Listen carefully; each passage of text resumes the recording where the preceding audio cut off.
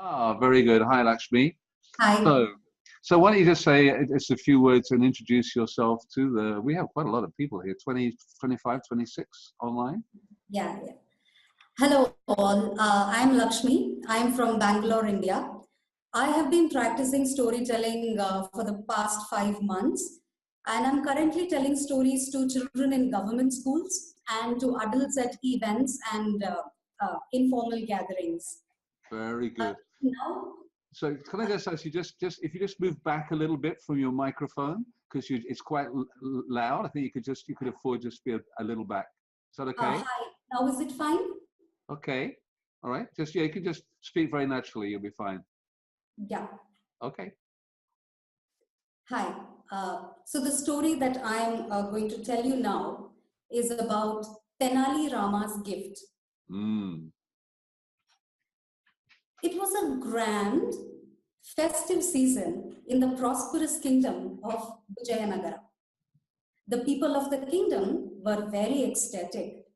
They were absorbed in the celebrations of Vasantotsava, the spring festival. Oh, what a galore of events spread in the city!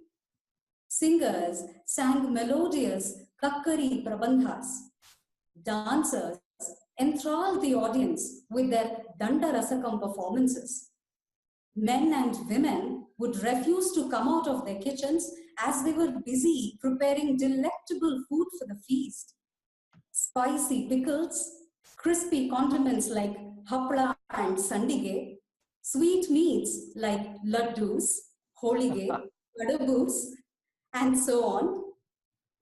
The benevolent king, Sri Krishna Devaraya, too wanted to share in this happiness. He decided to join in the festivities by giving all his courtiers expensive gifts. That evening, he placed many wonderful gifts on the center table of the royal hall. The gifts were expensive, made of gold and silver, like gold coins, silver coins, gold jewelry, silver jewelry, gold wares, silverwares, and things like that. The king called his courtiers and said to them, "My dear courtiers, happy Vasantotsava to all of you. My gift for this festive season for all of you is here on the table. Come and pick whatever you like." The courtiers' eyes shone with delight. They rushed to the table to collect their riches and merrily chose whatever they wanted. Just then, the king's witty jester poet, Tenali Rama, entered the hall. When he saw the rush, he waited quietly at the door, wondering what the rush was all about. On his way out, one of the courtiers told Tenali Rama all that had happened and informed him that his share of gifts was on the table. When Tenali Rama went to the table, he saw that there was only one empty silver plate left for him. Mm-hmm. He calmly went ahead and covered the plate with his scarf. Everyone, including the king, was surprised. Puzzled, the king asked Tenali Rama the reason for his strange action. Tenali Rama said, "Your Majesty, I just wanted to save your name." "And how can you do that?" asked the king, even more surprised. Tenali Rama said, "Your Majesty, if I walk back home carrying the empty plate, people will think that their king is not rich enough. But if I cover this plate and take it along, they will think that there is something inside." The king was very pleased with this explanation. He said, "Tenali Rama, you are right in protecting my name and honor. Now bring the plate here." Tenali Rama did as he was told. When Tenali Rama took the plate to the king took off his precious pearl necklace and placed it on the silver plate. "There, now the plate is no longer empty," said the king with a smile. Once again, Tenali Rama's wit came to his aid, and he was rewarded with the most expensive gift of all. Thank you. Thank you very much. What a lovely story. I haven't heard that one before. Okay, even I hadn't heard it, and I was really happy to find this for this swap story. Oh, wow. You found it especially for this. Yes, yes. Thank you. Ambuja is saying, thank you for the appetizing story. This is always the case. With feast, we have a lot of food in our stories. Yes. Can you tell me how many stories of Tenali Raman are there? It just seems to be, there are so many stories. Has anybody ever tried to count them, compile them?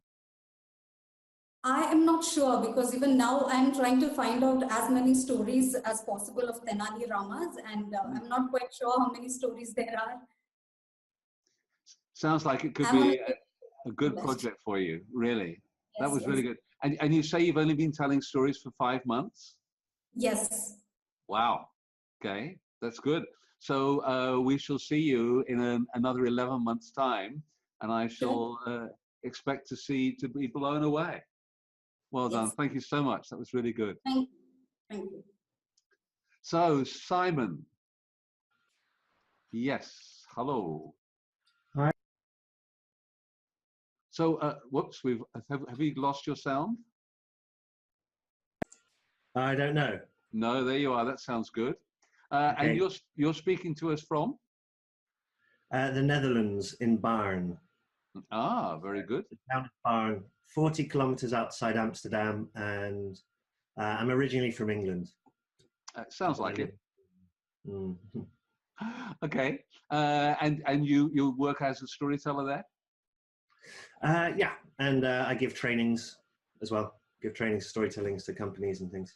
Yeah. Oh, very good. Okay. So why don't you give us your story? It'd be a pleasure. Lovely to meet you, everybody. I'm just going to change my view so I can see all your faces. Hello. Okay, this is a story from Somerset. It taps into a deep tradition they have at this time of year, which is called wassailing. And the idea is that you give back to the apple tree the fruits of what it has provided, which is in Somerset in England, that is cider.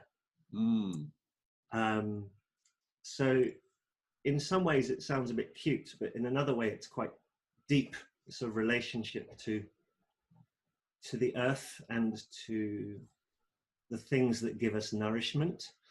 And I tell it because I grew up around apple trees. We had a little orchard. Basically our whole garden was an apple orchard, and like my memories of apple trees is lunch times during the summer times and barbecues, and when the apples were really small in spring, we would throw them at each other and come back very proud of the bruises on our arms, that kind of thing. So the apple tree kind of shepherded our family for about 20 years. And when my parents moved to Somerset, they were actually by a massive orchard of apple trees. So something in them had grown enough to deserve that many apples. And we've just moved to this little place in Baarn and planted our first apple tree in the garden. Oh, congratulations. So here's the story. Once upon a time, there was a man who loved nothing more than to dig. Every day he would be out with his shovel and he would be digging and digging and digging. He would dig great big craters in the landscape. And all the time there's a memory in his heart of a love for his wife who is long gone. The people in the village say that his two sons, one of them is exactly like her. He has russet brown hair and a freckly face, and his name is Jan, and he is seen to be sweet and kind in all the things he does.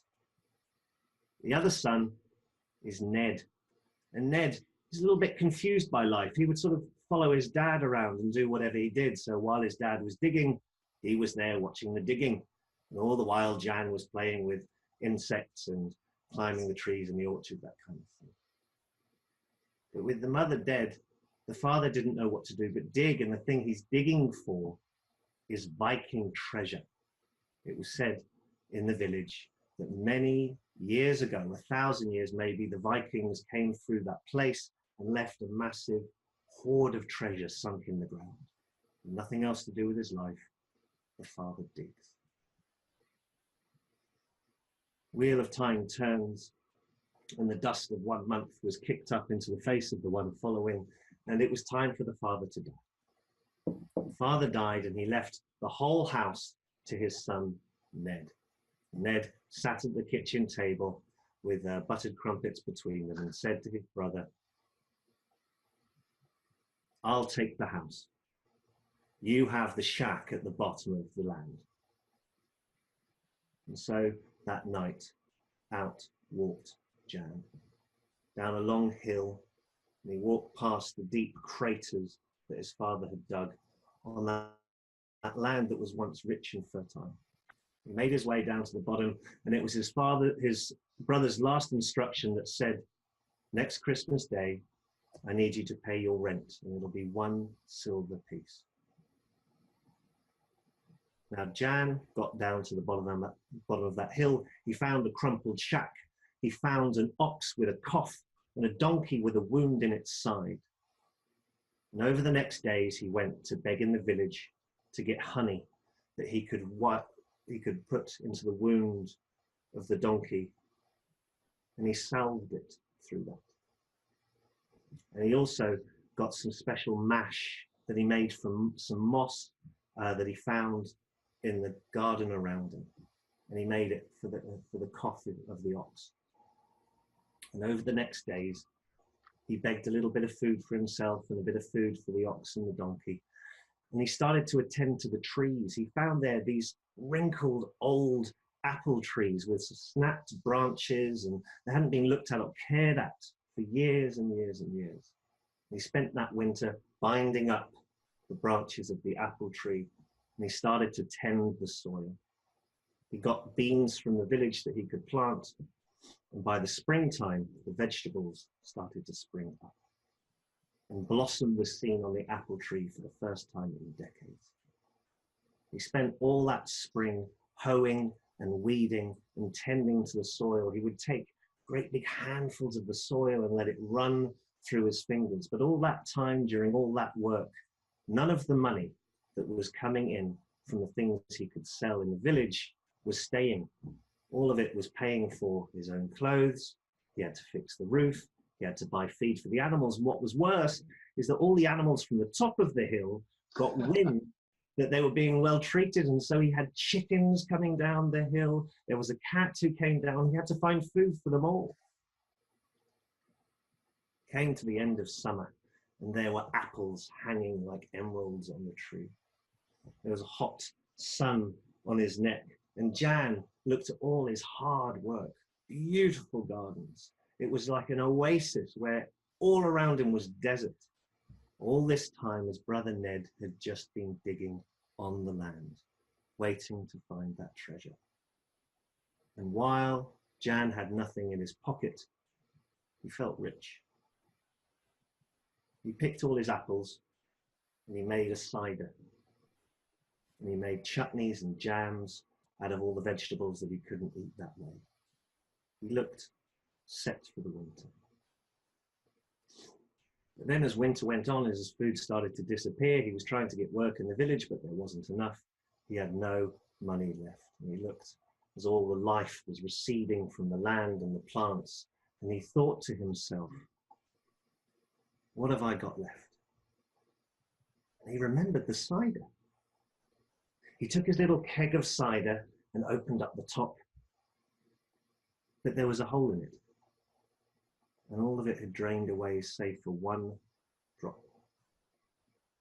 So he took that drop on a bright, frosty, starry night, and he let it drop, plop, on the base of that apple tree.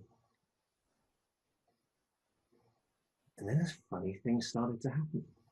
This tree started to tremor, and the tree started to shake, and out of the middle of the tree there appeared a great big face.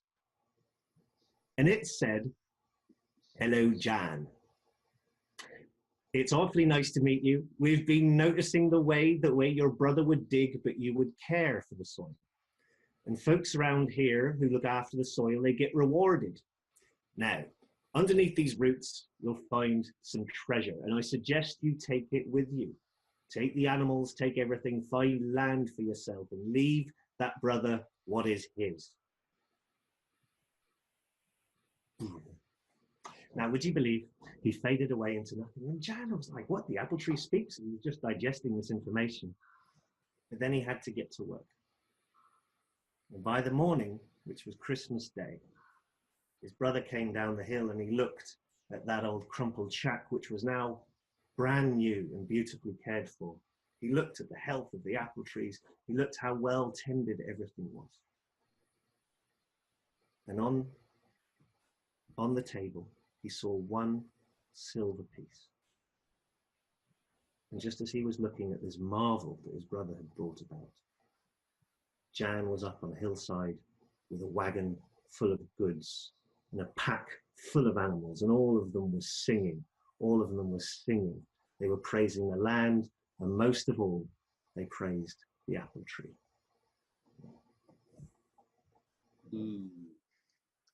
Thank you very much. I wish I had some cider now. That was a beautiful story. Thank you very much, Simon. You're welcome. Very strong, and I love the way you also that you play with the camera and deliver that. I think this is something perhaps that we could also consider doing a webinar on. Is actually because telling to this very small screen is really hard, and I just love the way that you are actually playing with that and use that, and we had the face and the way it disappeared and everything. So using gestures and so on in such a small space, I think is quite a challenge. So maybe that's something we could consider for a session sometime next year, and think how we might put that together. Because, you know, it's being able to get yourself online and to tell a story effectively online is certainly a skill that perhaps a lot of tellers would like to cultivate. It's funny, isn't it? Because it's so much like it relies on contact storytelling, doesn't it? Yeah. And to get that sense of contact with a face full of screens. But there's a gallery view in Zoom. There's a thing called the gallery view. Yep. And that's really nice. You can see everyone at the same time. So that helped for me, at least.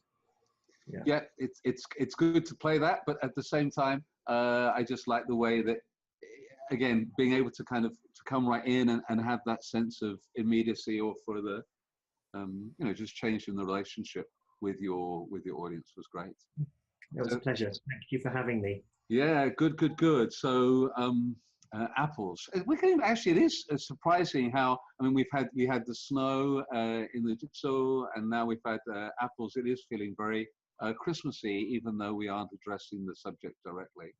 So do we have Anamika? Yes. Hey, hi. I didn't get to say hi to you earlier. So yeah, I think I just came on time. Well, that's wonderful. That's the Singaporean art, isn't it? Okay. Yeah. So very good. Yes, on time. Just. Yeah. So you must be the closest to me, just a couple of miles down the road, really, relatively speaking. So why don't you just say hi, introduce yourself to everybody, and then share your story with us. Sure. Hi, everyone. I'm Anamika, and I live in Singapore, and I've done stories for quite a number of years. I was a librarian before, and a speech and drama teacher, and a storyteller. So I'll keep it short, as Roger said. Let me start my story. Very good. Okay. Well, my story is about a drummer. A drummer who used to live in a small village in India. Now, this drummer had a family, he had a wife, and he had a son. Now, the drummer used to go to different villages during festival season because everyone would be dancing and wanting someone to come down and play the music in their house for good luck. And that's how he earned his money. Well, so all year round, not always festival time, so he wouldn't earn a lot. But his son would follow him wherever he went. And sometimes they would be lucky and he would play the whole day for a big family that would give him a lot of things, sometimes money, sometimes clothes, sometimes just food, depending on what they can afford. But the drummer wasn't choosy. He would take whatever he got. The little boy, so used to follow his father everywhere, the father wouldn't let him play the drum. Ah, he asked, Papa, when can I play with you? The father said, not yet, when you're ready. And so days went by, months went by, and the boy grew, and he couldn't wait. He kept asking every time, Papa, can I play with you now? No, practice at home. Well, and then one day, his father said, well, in 3 days' time, there's going to be a very big festival, and it's called Holi. On Holi, everyone is dancing and playing with color, and people are celebrating a harvest, and everyone will be wanting a drummer to come down. So we have a lot of villages to go to make sure we can make the most of this day. And so I will need your help. Oh, the boy was so excited. He couldn't wait. He couldn't sleep for the next 2 days waiting to play with his father. But the father told him, now listen to me. When I tell you to play, that's when you play. Because not all the houses will be welcoming the drummer. So the boy listened. And when the day came, they both went out to all the different villages. And they played the drums. The father would play, and the son would play, and they would play for all the families that welcomed them.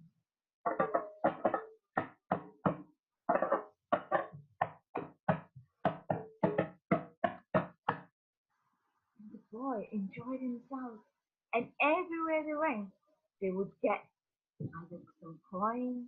Some people gave them beautiful clothes, expensive clothes. Some welcomed them for food, ate a lot. They were so happy. Now they had, by the end of the day, they had so much to take back. As they were going home, they passed one house that they had not played yet. And the boy said, here, Papa, we missed one house. The Papa saw that the house was very small. Someone had passed in the house. And so Papa said, no, this is the wrong time. Do not play the drum here. You will not be welcome. The boy listened and went out. They went to another village and they did the same thing, played the drum, they enjoyed the food there, the dancing. And finally, it was time to go home. They carried the big sack, and as they were going home, the boy was so excited. He had had such a wonderful day with his father, playing and dancing and singing. In fact, he met some friends there as well. And so as he walked through the jungle to his house, he was playing the drum. And he was enjoying, and he wanted everyone to know how happy he was. Father said, no, now is not the time. Do not play the drum now. But Papa, there's no one around. And I want to tell everyone how happy I am. Today, I got a chance to play with you. And look at all the things that we have. No, you don't have to tell everyone what you have. The boy was not very happy with that. And he didn't play it for some time. But But he was so excited he couldn't hold himself, and he played the drum again. He said, please, please, please. Just for a little while. Look how well I play. Father, quickly called him. He said, no, you will attract the wrong people. Well, said the boy, okay. And he started to walk with the dad, dragging his feet, carrying all that weight. He thought, just one more, and he just went. Father was, why did you do that? I'm sorry, I'm just too excited. Oh. Father said, you better wish no one heard that, because they were really deep into the forest. But unfortunately, someone did hear them. The bandits that were living in the forest, when they heard the drum beats, they said, looks like someone is very happy. And if someone is very happy, I'm sure they have something that can make us very happy. And so they followed where they could hear that sound. And before you know it, they were right in front of the drummer and his son. Can we pass by? Oh, sure, said the bandit. Of course. Are you the drummer playing the beautiful music? Ah, yes, said the boy very happily. Do you like it? Mother tried to make him keep quiet, but bandit was, oh yes, you know, in fact, we like your music so much that we would like you to continue playing your music. And I can see that you have so many things with you. Why don't you give them to us? And the drummer had no choice but to give everything they had to those bandits, because they were armed and they were still really kind, asking them nicely and not beating them up. When the drummer gave and the son gave whatever he had as well, the bandit said, well, you can keep the drum so that you can tell us next time when you're so happy. And went off. The boy was very, very sad.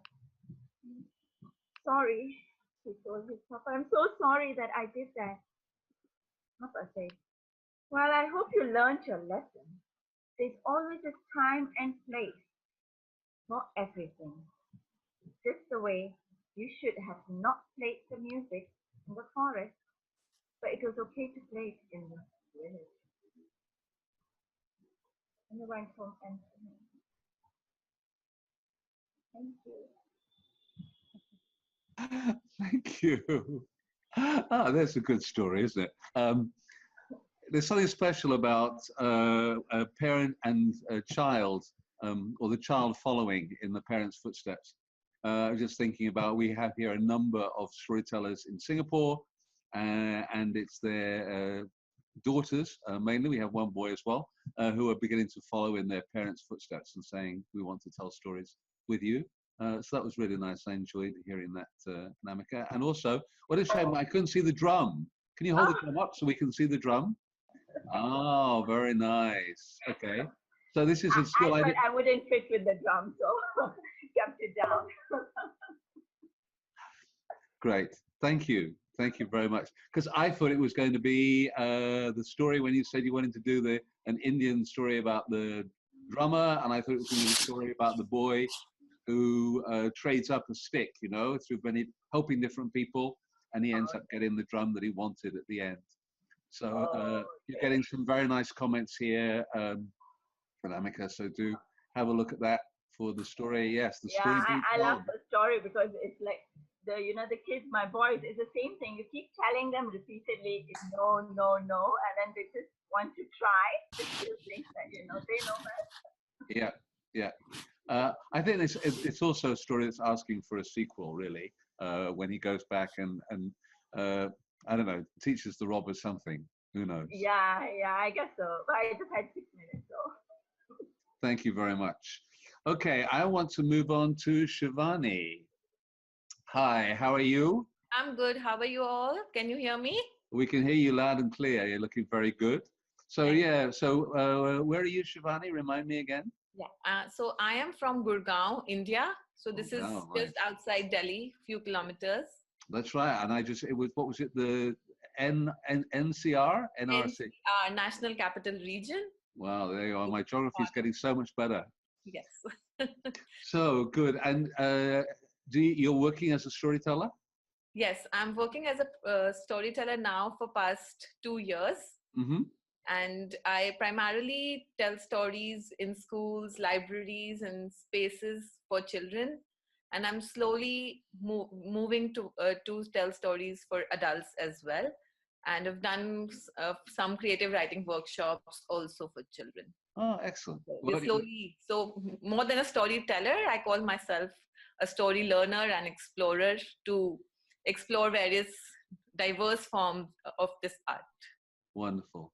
Yeah. Okay, well, you have a great audience of adults this evening. So please share your story.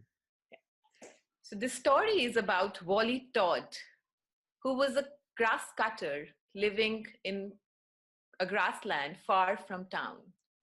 He was happy cutting lean, tall grasses through the day, and in the afternoon, he would go to the marketplace to sell them. He would earn 30 paisa daily. 10 paisa was used to buy food, another 10 to buy clothes and other needs, and he saved the rest 10 daily. And he used to put them in a mud pot under his bed. This continued for many years. Until one day, when he put the coins, they fell out of the pot. He looked under his bed and saw the pot full up to the brim with coins. And Wally Todd thought, what am I supposed to do with all this money? I have enough. After much thinking, he went to the marketplace to a jeweler and exchanged all his gold coins, all his paisas, with a beautiful golden bracelet. And then he went to a travel merchant. He asked the merchant, who do you think is the noblest woman around? Without a doubt, Queen of Khaistan, said the merchant. Can I request you something? Do you travel to her palace? Oh yes, I do. Very often. She's just 3 days away to the east. Okay, then can you do me a favor? Next time, when you see the queen, please give her this gold bracelet. Merchant was astonished, but he agreed. And next time on his visit, he presented the golden bracelet to the Queen of Khaistan. Lovely! Your friend must get finest silks in return. So she asked her courtiers to load the merchant's camel with the finest silks. And the merchant went back to Wally Todd with those silks. Oh my God! Now what am I supposed to do with these? Perhaps you could give them to somebody else, said the merchant. Okay, who do you think is the noble man around? Without a doubt, the young king of Nekbad. So please, I request you, on your next visit to his palace, please gift all these fineries to him. Merchant was slightly amused, But then, on his next visit to the west, he presented those silks to the king. Amazing! Present 10 horses to be given to Wali Todd. And the merchant went back with 10 horses. Tuk, tuk, tuk, tuk, tuk, tuk, tuk, tuk. What have you done? Why is this happening to me again and again? Wali Todd said. Keep 2 for you and take rest 8 to the queen. Merchant was amused, but he agreed. And on the next visit, he presented those 8 horses to the queen. Queen was surprised. She asked her prime minister, why does he keep sending me gifts? I don't even know him. I think he's trying to impress you. But you know what? Send him so many gifts that he can't surpass. That's a good idea, said the queen. And so she sent the merchant back with 20 mules laden with silver. And when Wali Todd saw that, he almost groaned. I don't need this. I don't need all of this. Please, please, keep 2 for you. Keep 2 mules with silver for you and present rest to the king of Negpad. The merchant was amused and reluctant. But how could he refuse such a fine offer? So he kept 2 for himself and went to king of Negpad with those 18 mules.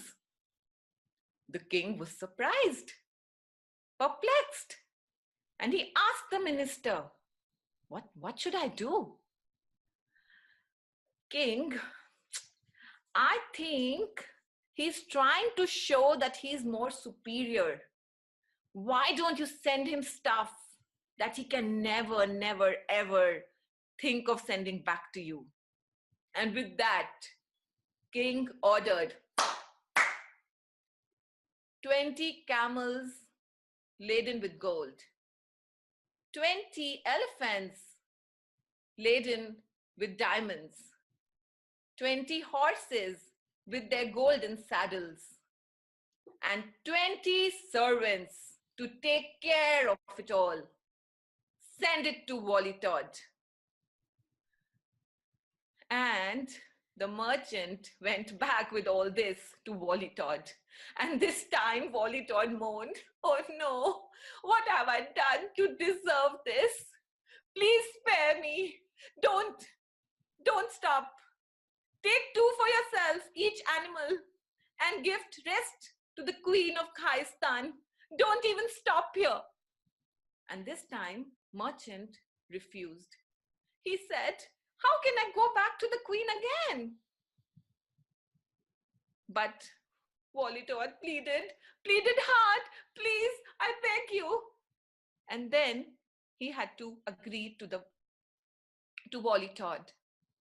And the merchant took everything and went back to the queen. This time, queen was surprised with the magnificence of the gifts. And the prime minister suggested, Queen, it looks like Wali Todd wants to marry you. I think you should meet him. The queen found it reasonable and agreed.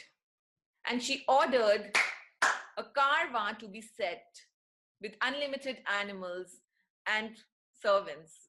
And they headed to Wali Todd's house. On 3rd day, when they were nearing Wali Todd's house, they stopped the caravan, and the merchant was asked to go and tell Wali Todd about Queen's visit. When merchant reached Wali Todd and Wali Todd heard about it, he almost fell on the floor. He said, oh no, what have I done? Out of my foolishness, I have brought so much shame to you, my friend, to me, and to the queen. I can't bear this. But what could have been done? The queen was already here.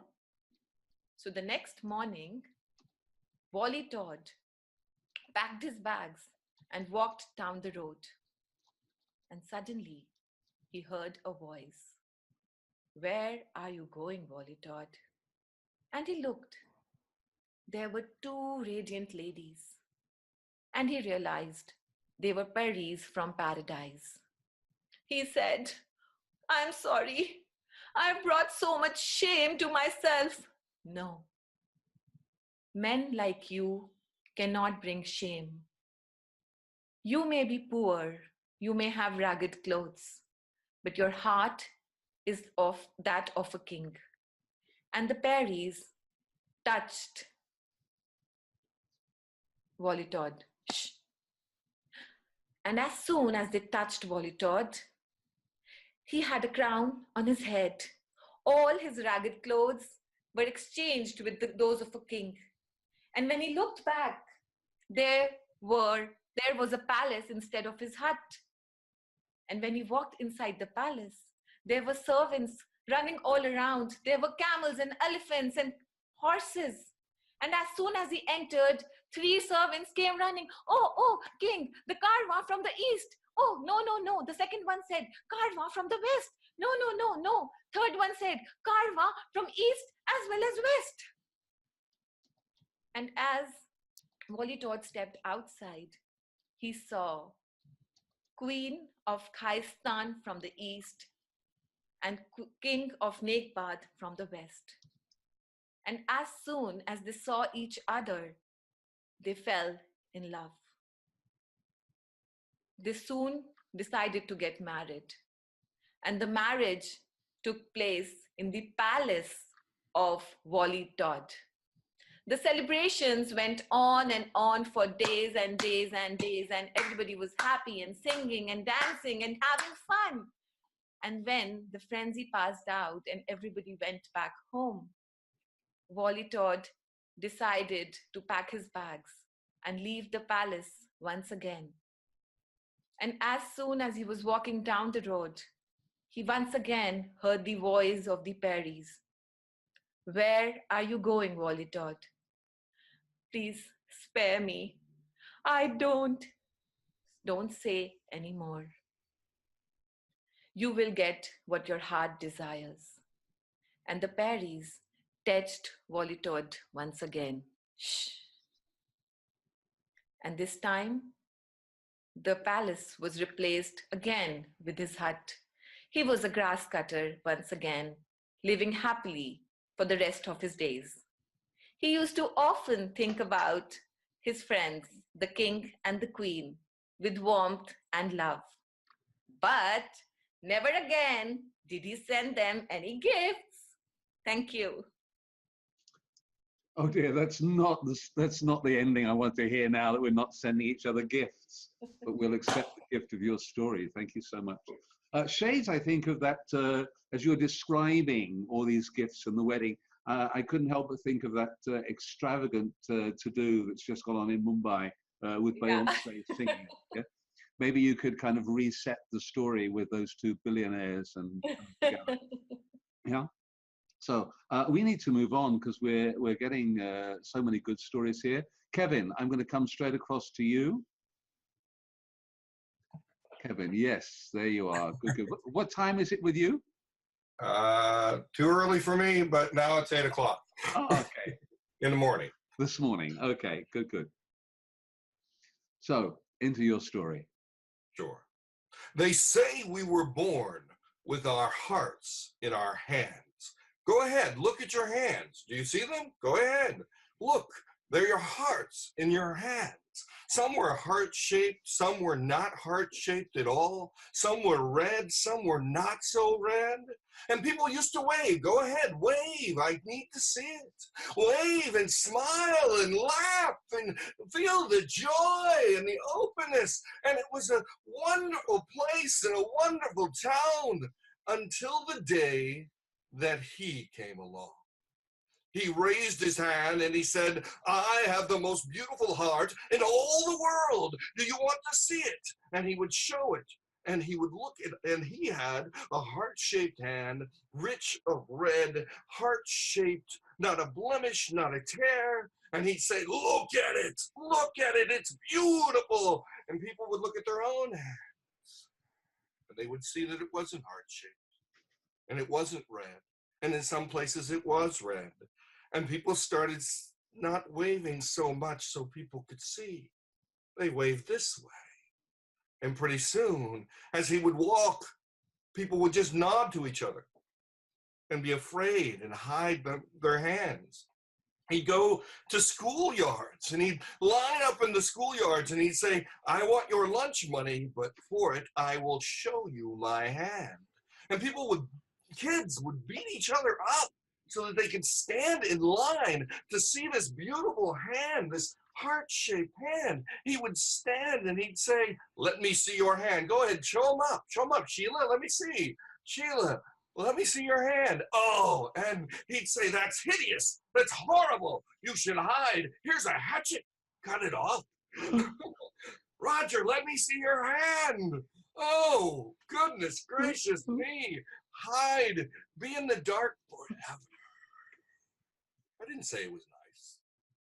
And he would walk around, he'd go from village to town, and he'd show his hand, and he'd do his justice, and he would serve, and his mission. And he thought he talked to everyone that he could. He went from high to low and low to high, and then he was about to leave, and he saw this little old woman. He said, old woman, you there, come here, stop what you're doing. Well, I need to work the fields. No, old woman, I have more important things for you to do. Come here, come here. I have the most beautiful hand that you've ever seen in your life.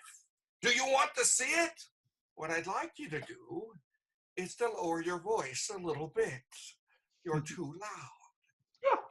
Well, do you want to see this beautiful hand that I have? He didn't lower his voice at all. He said, well, I guess you want me to see your hand.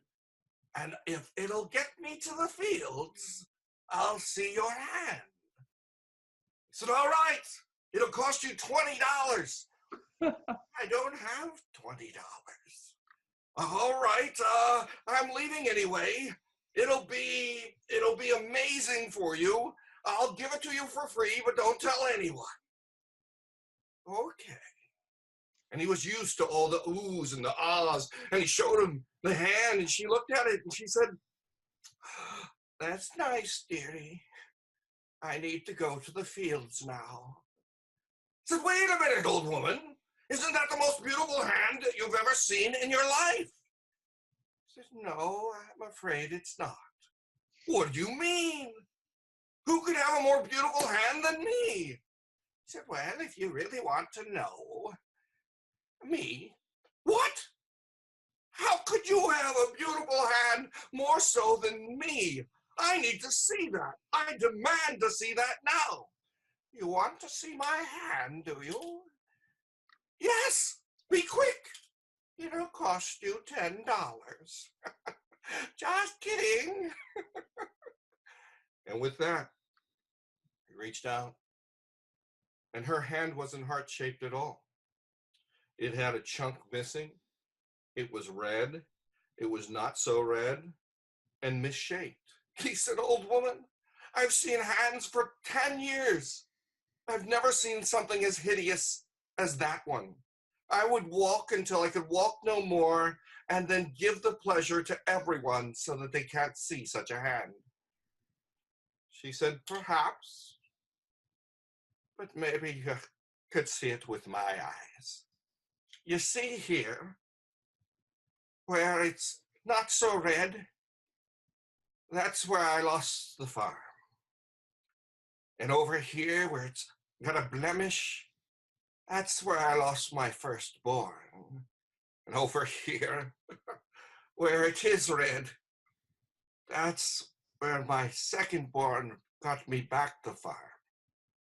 And over here, where there's a chunk missing, That's where I gave my heart to someone as a gift and didn't ask for anything in return.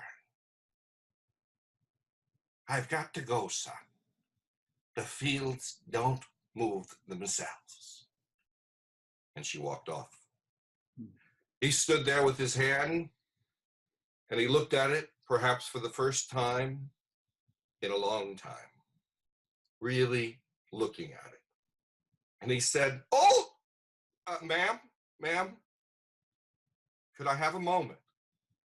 I know you need to work the fields. Just a moment." "Okay, I have a moment, ma'am." And he reached down and he tore a piece of his own heart. And he said, "The fields don't work themselves. We've got work to do." And from that day into this, they slowly learned to raise their hands. They slowly learned to raise their hands, really slow, evidently. They waved. But you know, they kept their hearts close to them. It was a gift that they can give to others, but they had to keep some for themselves. So they would wave their hand and say, "Come closer, for I have something to give you." And from that day, the gift was given to this day, to evermore. And that's the story. Wow. Yeah, show you my hands, show you my hands. Raise them. I think this in American Sign, this is like wow or amazing. So that's what I'm giving you here. Beautiful, beautiful story. Never heard that before. Okay, thank you. Perhaps one of the things we should encourage, because as I'm hearing these stories, it's immediately, each one is suggesting to me another story that is similar or would work very well in association with that story. And maybe we should encourage those of us who are listening to the story swap, we should get some dialogue going after that. I don't know, Sheila, let's see how we can perhaps facilitate that and encourage people to say, "Oh, that story reminds me of," I'm thinking of a man who receives an unexpected gift from the poor old woman. So now, can we move on to Shivani? Let me go through. There you are. Hi, good to see you again. Good morning, good evening, good afternoon, whichever part of the world you are all sitting. I hope you are able to hear me. We can hear you very well. Yes, okay, thank you. My name is Shivani Veeraraghavan. I am from Chennai, southern part of India, and I have an initiative called Story Train. Storyteller, trainer. I think I won't waste much time. I request you all to visit my page called Story Train Chennai, which you're going to get more details about what I actually do. But as a passionate person, I love sharing stories. So on the day of sharing, thank you, Roger, thank you, Sheila, to have given me this opportunity to be sharing this beautiful story. Story given to me, actually it was gifted to me by somebody called Judy Seema. It was her authored book called The Raising Voices. Raising Voices. This was the book. So Judy Seema and Kerin. Oh my God! Oh my God! I'm so happy. That's it. I'm so happy, and I'm so glad the author himself is here. I'm happy, and I hope to do some justice to the story. Gifted to me this one beautiful story called "Filling the Room." So yes, so here I go. Yeah. Good. Okay. It's in my version. It has been retold by Judy Seema, but this is going to be my version. Yeah. Long, long time ago. Not so long time ago. Long, long, long time ago. There was a beautiful village somewhere in India. Village filled with green paddy fields. The fragrance of chapati and the dal. The houses beautifully decorated by mud, by the curtains. Such a beautiful village was that. And in that village, there lived a farmer. a very, very old farmer. He had 3 children and one small farm and a small hut. As he was growing old, he had to take a call. He had to say, yes, finally, I need to retire. So one day, he called his children, the 3 children that he had, came to him. They bowed with respect, saying, Namaste, Pitaji. And our old farmer looked at each and every one of them and said, I am going old. I hope to give you the farmland to one of you. I do not wish to divide it. I wish to give it to one of you so that it can be utilized at best. The 3 children listened to him and they were okay. Now the farmer continued. I wish to give you all this bag of coins. And he gave them each a bag of coins. I say, he handed their hands and said, go make the best use of this money and buy anything, do whatever. Come back and fill this small hut with whatever you buy, with whatever you do. Fill this small hut and it has to be filled forever. Now, the eldest son took the bag of coins. Obediently, he left out. He went to a market where they had fishes, where they had this bindi, this lady's finger, and the brinjals, and the tomatoes, and at the corner of the market, there was a shop of cotton. He went straight to the shop of cotton and he bought 3 bags of cotton. Brought it back. First he looked around. It was a windy, beautiful day. The breeze was flowing so gently all over. He went inside the hut. He opened all the windows. There came the beautiful, the breezy wind in, and it filled the room. And the eldest son, he took the first stone of bag, opened it, and threw it across the room.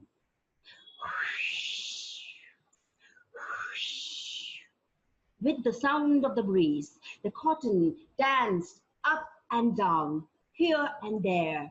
And he opened the second bag and the third bag and he flushed it out.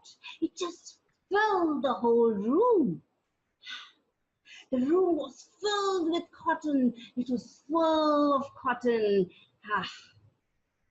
Yes, the room was filled. As the day went by, as the night taken its shape, the breezy wind seemed to have got tired and started to move away far, far, far from their land. Oh, then there came a silence. No wind, no breeze, and as the silence came, the dancing cottons up and down suddenly stopped to dance. They stood, they didn't know what to do. They didn't have any force, and they came down and settled on to the floor. The room was not even half filled. Next day, the second son came. He said, okay, I am going to try filling the room.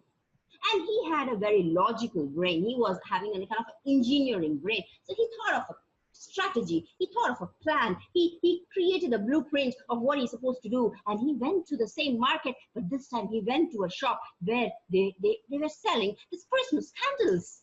Ooh.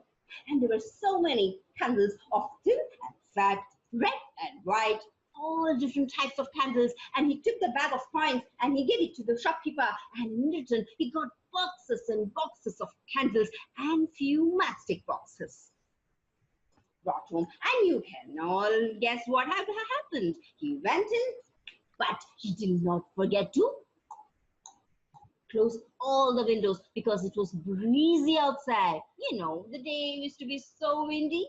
So he closed all the windows, and one by one, he lit all the candles. By the time it was all fully lit, the whole room was filled with brightness and was shining so bright. And he called up his father and said, "Father, father, see, the whole room is filled." His father came in. He looked around and he said, let's wait, son." By the end of the day, just before the dawn had to be broken, the candle which was burning up and bright started to fume down. Even before sun could come and say hello, all the fire was already burned out, and the room was extremely dark and very, very, very scary. Oh, the room is not filled. Now the two brothers looked at the third one. It was a sister.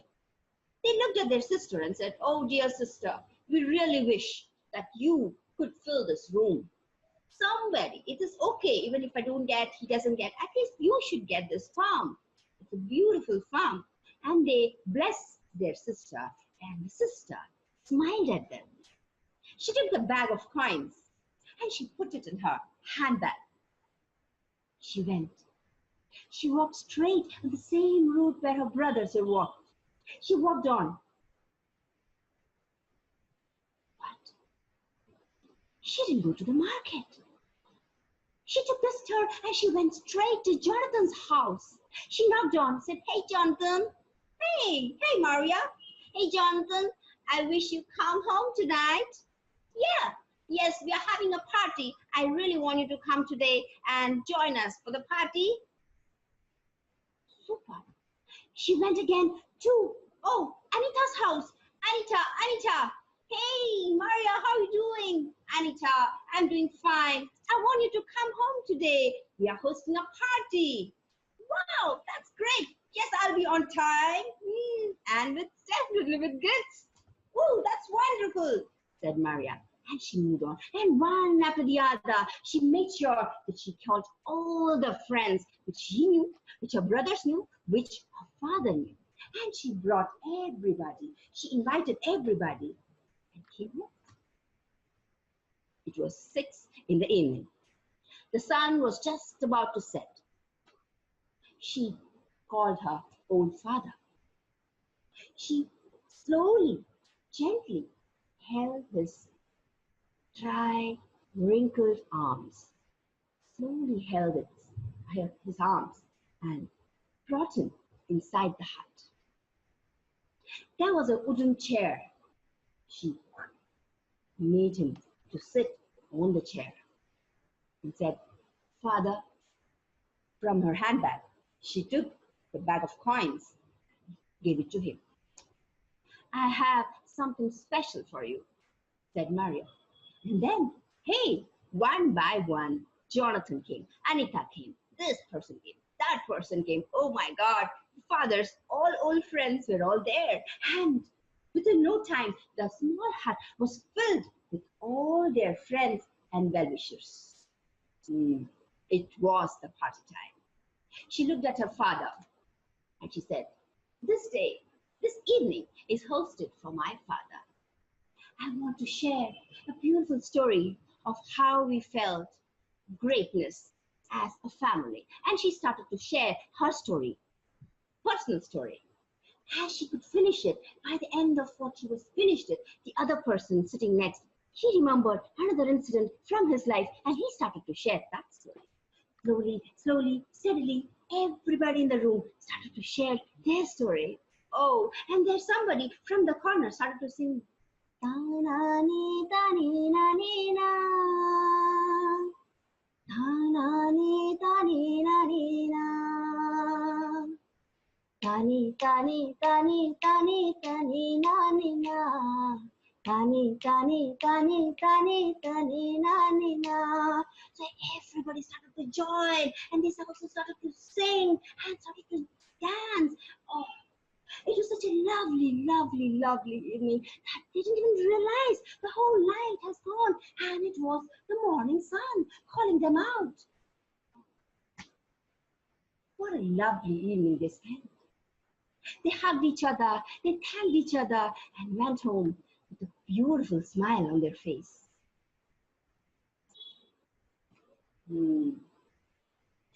Looking back, the room was wholly filled with the joy, with the happiness, with the memories of those beautiful stories being told. The old father, who also had this long smile, called all the three children, and those three children knew who could be the winner. Yes, obviously, the sister, the younger sibling, she got the part. And she utilized it so beautifully with her passion, the love for the stories and for sharing. She made it even more prosperous and so beautiful. And the other two brothers, oh, they were not left behind. Their hearts were filled with love and stories, but they went ahead with their life and they spread happiness from across other part of the world. So lots and lots of sharing and hence lots and lots of happiness being got within inside everybody. Thank you so much. Thank you very much. Really, that I think almost should have been, if I'd known, I would have kept that as the final story, because the importance of stories as a gift and as a way to fill our houses, and perhaps particularly at this time of year, when families are coming together, people having reunions, gathering with friends.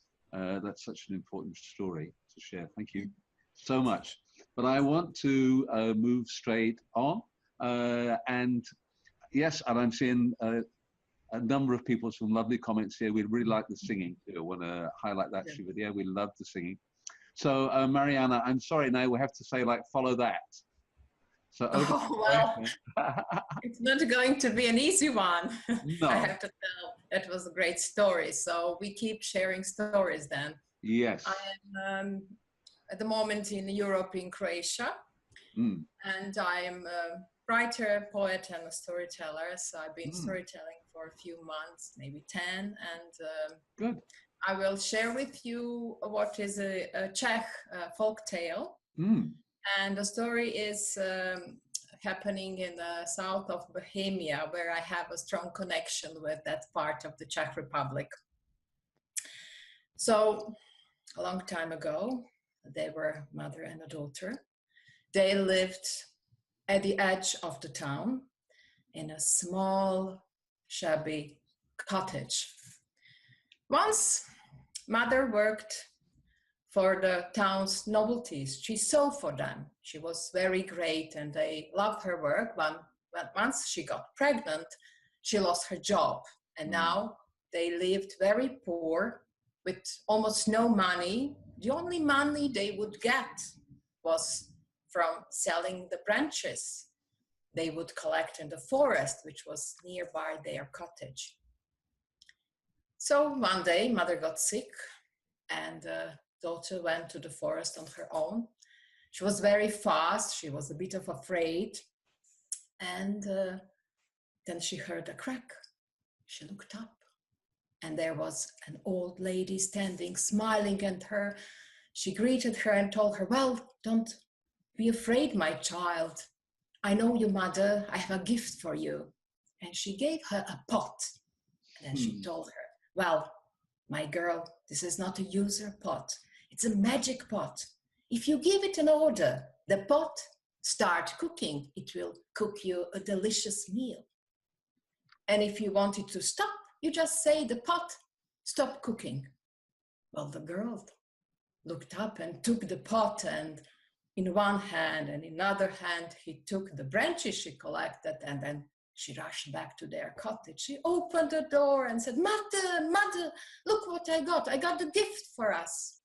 And she told her everything about the old lady, and they tried it immediately. And the girl said, the pot, start cooking. And immediately they could hear the boiling and the steam, and they're small, but it was then dark.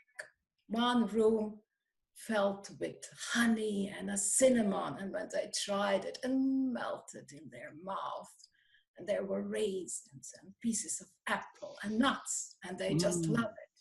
When they were full, the girl said, the pot, stop cooking, and it stopped. And from that day on, they were never hungry. The mother got better. She even got some sewing jobs in the town. And as the time passed, she were able to collect money for a school fee so the girl could go to school. And one day, mother was at home. She wanted to have some sweet porridge. She took the pot out and she said, the pot start cooking. And immediately it started to boil and steam. And her one room was now bright, but was still filled in very soon with that fragrance of honey and cinnamon. And then she tried, oh, it was melting in her mouth. It was great as the first time. And when she was full, she said, the pot, stop. Nothing happened. Then she repeated, the pot, stop now. But nothing happened. And she was looking. The pot was still cooking, and then the porridge was starting to pour on the table and on the floor. And she didn't know what to do. And she rushed out of that cottage, and she started to run. She was a very fast runner. When she got to the school, she realized the girl went to the school trip. And then she started to walk up and down, and across there was a square, town square, and the people started gathering, and they heard him talking. And she went there and heard there is some strange porridge flooding the streets of the town. And she didn't know what to do. But luckily, the girl returned on time from the school trip, and she said, the pot stopped cooking, and it stopped. And then they had to clear the streets. So everybody in the town poured some sweet porridge and had it. They were all loved it, and they were all happy. And even the mayor was happy. So he invited daughter and the mother and asked them to return back to the town. And the story tells us from that day on, they lived happily ever after. Thank you very much. Yum, yum. What a lovely story. Yes. Thank you. Very much. Thank you. And I love the energy. It's great. Thank you. Thank you. And I can almost taste the nuts and the cinnamon. Oh. Yes. It's a Christmas. Yes, that's right. Yes, yes. Tomorrow I am meeting a friend, and she has promised me some Italian Christmas cake. So, I'm great. Love it. Great. Thank you. Thank you, Mariana. That's wonderful. I think I want to just go to my gallery view because I just wanted to say hi. I'm seeing Desiree. I haven't seen you before. I wanted just to kind of bring you in and say welcome. Thank you for joining us. Okay, you're muted, so that's why you can't talk to me. Trupti, I see you're up there. Nice to see you too. Okay, it's good to have these familiar faces. Ambuja, very nice, good. We've lost Rebecca, who was there earlier. Okay, Gemma, hi. Okay, give us a wave. That's very good. Okay. Rebecca's come back on. It looks as though you're rather cold where you are. Yes. Can you give me? Is it cold? Yeah. Okay. Here in Singapore, it never goes below like 30, so it's good here. So we have one more story on the slate for this evening, and that is Minu, who has been waiting so patiently. Okay. Hi, Minu. How are you? Hi, Roger. Yeah, I'm good. How are you? I'm very good. I'm blessed with all these wonderful stories that I'm hearing. Okay. I feel Christmas has come early. I've had so many gifts this evening. So tell us a little bit about yourself before you get into the story. Yeah. Hello, everyone. My name is Meenu. So I'm a storyteller from Bangalore, India. I basically started telling stories to my little one, and I got associated with the Bangalore Storytelling Society. And from then on, I realized that it is something that I really enjoyed, and it is so fulfilling. It is nice to see the happy faces in children when I share stories, and from then on, there's no going back. So I've been telling Great. stories for close to a year now. So yeah, still a learner. Good. And exploring more stories, loving all the stories that were shared today, learning from all the veterans like all of you, Roger, Jiva. Jiva is somebody, whenever I meet her, it's like every time I learn something new from her. So yeah. So let's hear your story. Yes. So when I first got this mail, I read the mail and read the theme. The first story that struck me was this one, which is a very old folk tale from India. It's quite a popular one. Some of you might already be knowing about it. In fact, Roger gave a brief about it too today. So let's get into the story. So there lived a lady and her son Keshav. They were quite poor, and this lady worked as a gardener in many wealthy houses in that village. And in return for her work, she got some grains. She felt quite sad that she was not able to afford nice clothes or those cool gadgets or toys for her son Keshav. But Keshav, on the other hand, was a very cheerful lad, very happy. He was not even bothered about what whether he had costly toys, cool gadgets. He was very happy with whatever he had. One day, the lady wanted to go to the market to buy some stuff in exchange for the grains. So she decided, why not she get something for Keshav? And so she went to Keshav and asked, "My dear Keshav, what would you like to have from the market?" And Keshav thought, That's when it struck him that he loved the sound of a drum. Drum! Amma, it's the drum, Amma. I would just love to have a drum from the market, he said. Amma just nodded her head because she knew she would not be able to afford a drum. She would not have enough money. So she just nodded her head and walked towards the market. She went to the market and she bought the stuff she wanted to buy in exchange for the grains, and she was walking back home. On the road, by the side of the road, she found a piece of wood and she picked it up. She decided she would give that to Keshav because she just didn't have the heart to face her son empty-handed. So she thought at least she would give a piece of wood to him, and she took it and she reached home. She called Keshav, she gave the piece of wood to him. Keshav cheerfully, he just took the piece of wood from his mother. Well, he actually did not know what to do with the piece of wood, but he just took it happily and he walked out, hopped on, skipped, and sang a song. Ta-ram-pa-pum-pa-pum-pa-pum, ta-ram-pa-pum-pa-pum, ta-ram-pa-pum-pa-pum-pa-pum, ta-ram-pa-pum-pa-pum. I asked for a drum and look what I got. I got a piece of wood. Ta-ram-pa-pum-pa-pum-pa-pum, ta-ram-pa-pum-pa-pum. And as he walked along the road carrying his piece of wood and singing his song, he came across an old man who was working on his chulha, a firewood stove. He was coughing a lot.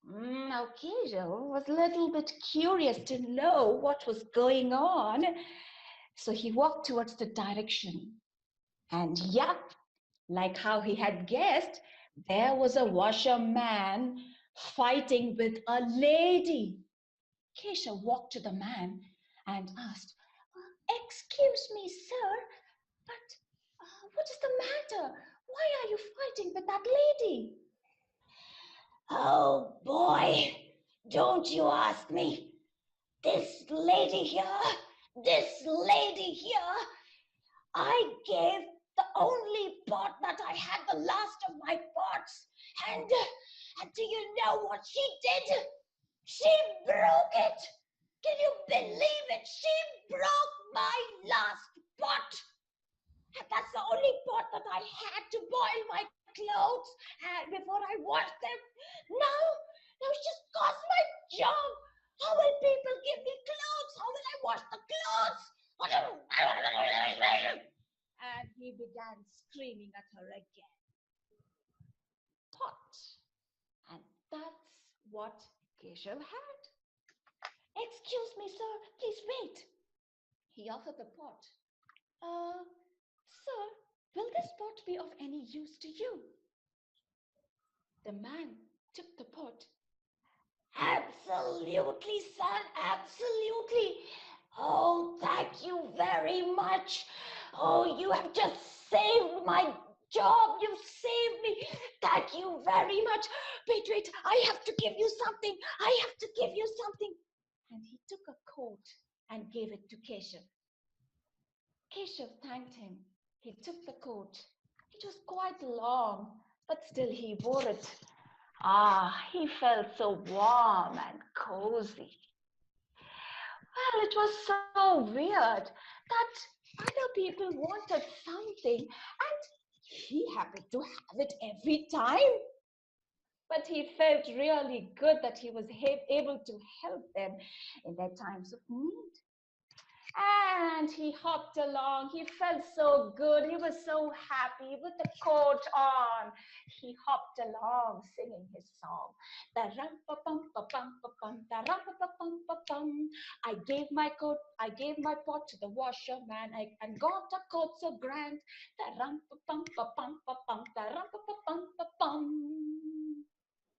He was about to take a turn and go back to his house because it was already time and his mother would be waiting.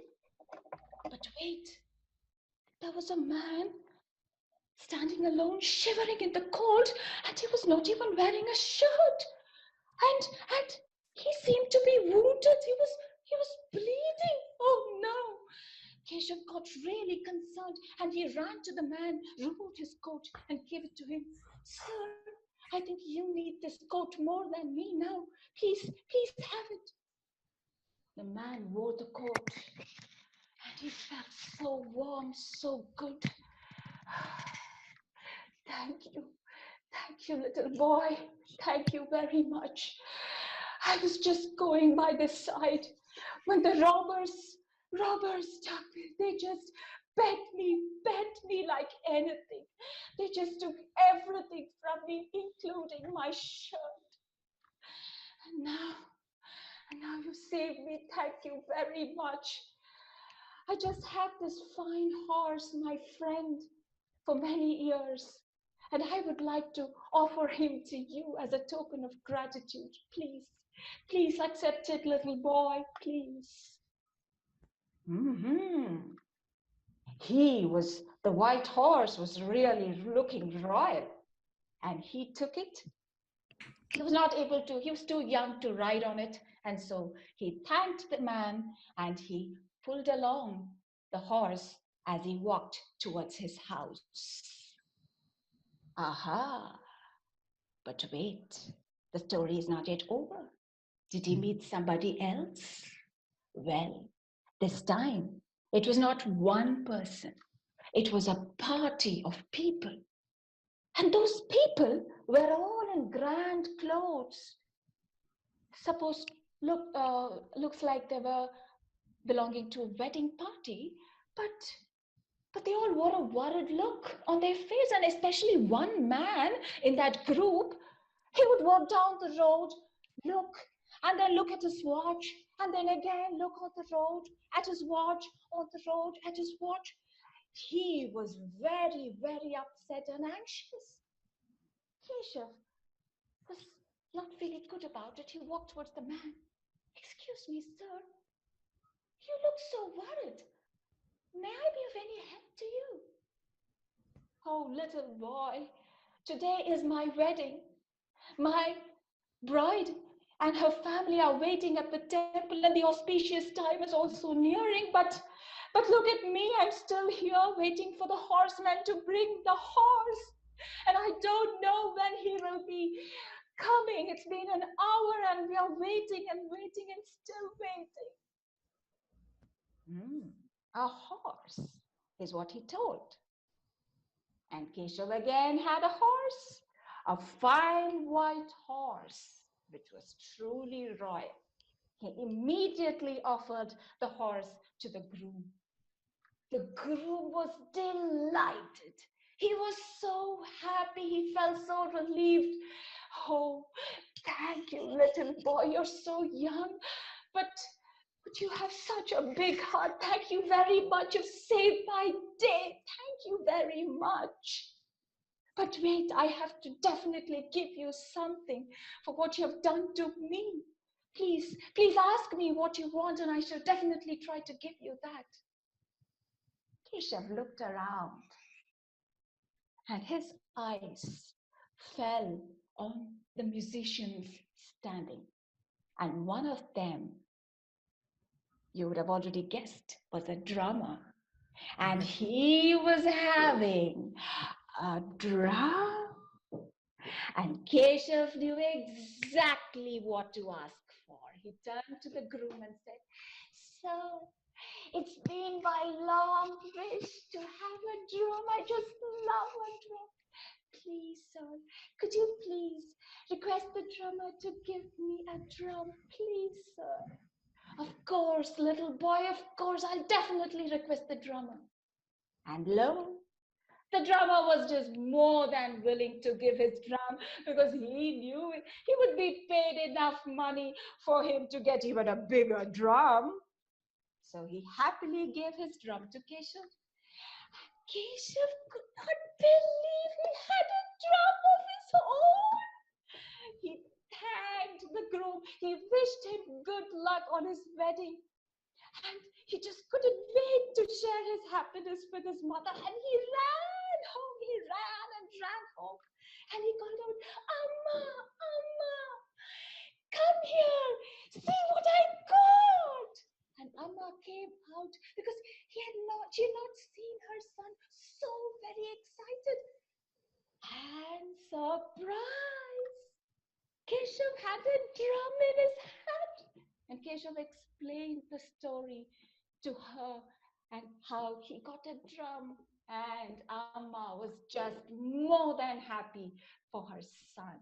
And Keshav, he just couldn't stop drumming. He kept on drumming to his heart's content. A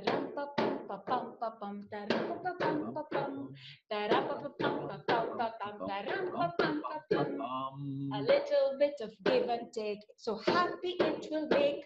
So when you meet your friends today, try to make their day. Thank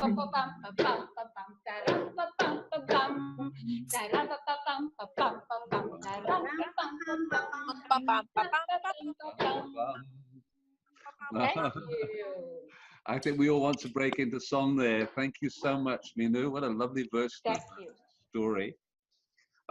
Thank you, everybody, for sharing these wonderful stories of gifts and giving and generosity. These are surely the 3 G's of Christmas, but I think I'd like to leave you with this, because we move on now, we're into 4G, if not even 5G. Let's leave you with this story, very, very short one. A girl comes home and she says to her mother, "Mum, if someone gave you $1 million, what would be the first thing that you'd buy?"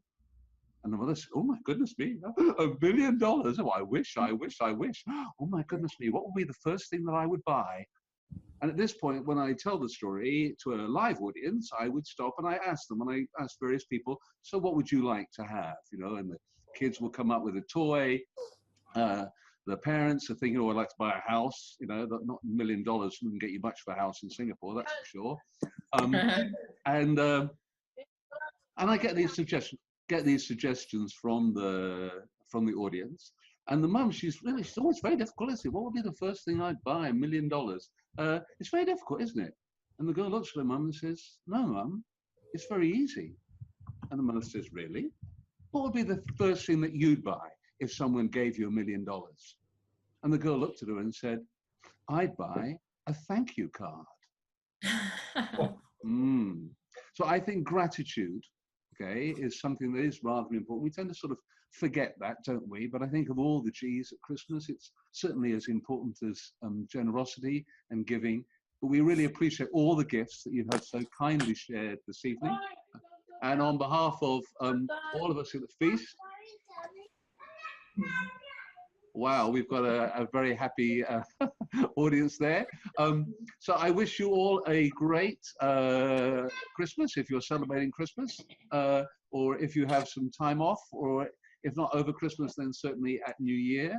We look forward to seeing you in the new year. As I say, I'll be back on, I think it's the 18th of January, with a webinar talking about puppets and storytelling. So perhaps if you haven't thought of that, write a letter to Santa right now, or to your secret Santa, and ask for a puppet. That would be a wonderful present for a storyteller, wouldn't it? Thank you all for being with us, and I'll try and get this edited up, and we'll have this out online so that you can actually share these stories and relive them again.